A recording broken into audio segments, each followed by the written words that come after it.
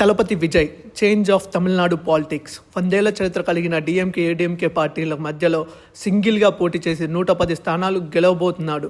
తమిళనాడుకి మొట్టమొదటిసారి 1976 నుంచి సినిమాల్లోంచి ఎంజీఆర్ గారు పోటీ చేసి పార్టీ పెట్టిన మొదటిసారి సీఎం అయ్యారు. తెలుగులో ఎన్టీఆర్ 1983లో పార్టీ పెట్టిన మొదటిసారి ఎన్టీఆర్ గెలిచారు. ఇప్పుడు 2026లో విజయ్ తలపతి పార్టీ పెట్టిన మొట్టమొదటిసారి పోటీ చేసి గెలవబోయి చరిత్ర సృష్టించబోతున్నాడు. తమిళనాడులో చరిత్రగా మారబోతుంది. తలపతి విజయ్కి ఇదొక అరుదైన రికార్డుగా మనం చెప్పవచ్చు. తలపతి విజయ్ ఏడీఎంకే పార్టీ బీజేపీతో పొత్తు పెట్టుకున్న, డీఎంకే పార్టీ కాంగ్రెస్తో పొత్తు పెట్టుకున్న, సింగిల్గా పోటీ చేసి ఇలాంటి ఘన విజయం సాధించడానికి ఒక చరిత్రగా మనం చెప్పవచ్చు. తలపతి విజయ్ తమిళనాడు ముఖ్యమంత్రి కాబోతున్నాడు.